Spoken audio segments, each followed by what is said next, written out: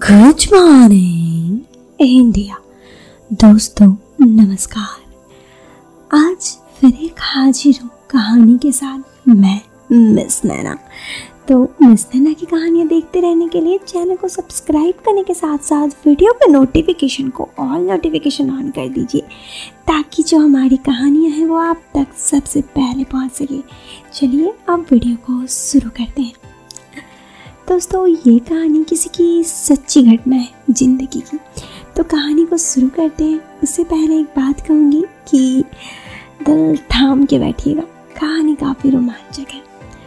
ये कहानी है दीक्षा की। दीक्षा कहती है, मैं एक अभागिन लड़की थी। मेरी शादी तो हुई तो मैं बहुत खुश थी। मेरी शादी एक ऐसे परिवार में हुई थी जहाँ पर 2 लड़के और माँ थी, बस छोटा सा परिवार।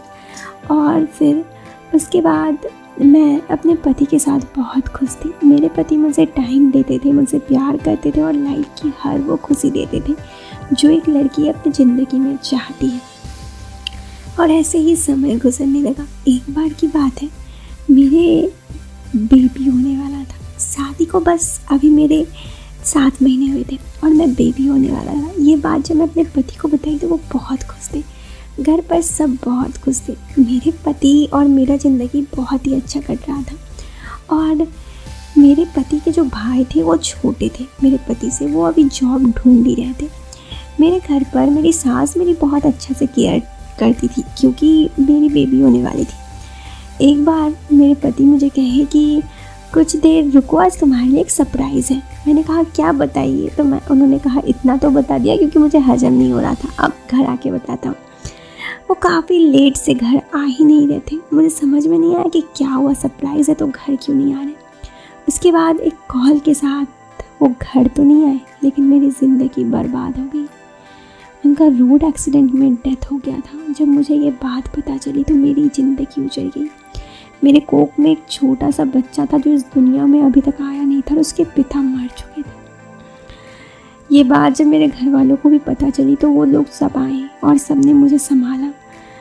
और देखते ही देखते 13 दिन पार हो गए। मेरे पति के 13वें दिन मेरे मम्मी पापा ने मुझे कहा कि चलो अब घर चले जाना चाहिए। मैं उनके साथ जा नहीं सकती थी क्योंकि मैं अपने पति की वो सारी यादों के साथ रहना चाहती थी। और वो सारी मेरी जो पति की यादें थे वो सारे सिर्फ़ और सिर्फ इस घर में थे। इसलिए मैंने इस घर में रहना ही प्रेफर किया। और ऐसे ही समय गुजरने लगा।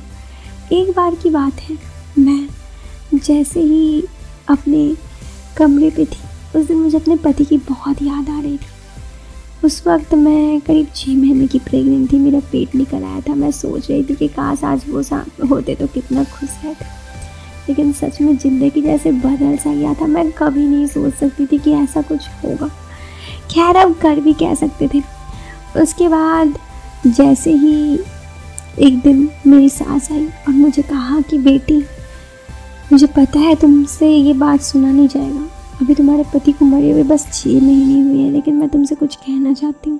मैंने कहा बताइए। तो उन्होंने मुझे कहा बेटी तुम छोटे बेटे से शादी कर लो। मैंने कहा मैं उनसे कैसे शादी कर सकती हूँ, मैं उनसे शादी नहीं कर सकती, मैं बस अपने पति से प्यार करती हूँ। उन्होंने मुझे समझा कि देखो बेटी, ये ज़िंदगी बहुत बड़ा है, तुम्हारा बच्चा होने वाला है, ये अपना पिता किसे बोलेगा, इसे पिता की ज़रूरत है।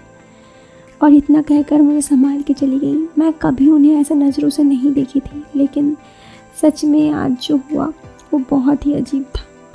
मुझे बहुत बुरा लग रहा था कि मेरे साथ ये सब कुछ हुआ। मैं बहुत सोच में पड़ गई और अंततः मेरे घर वालों ने भी मेरे साथ जब ज़बरदस्ती की तो मैंने शादी के लिए हामी भर दी। मैं उससे शादी तो करना नहीं चाहती थी, लेकिन मेरे पास कुछ रास्ता नहीं था।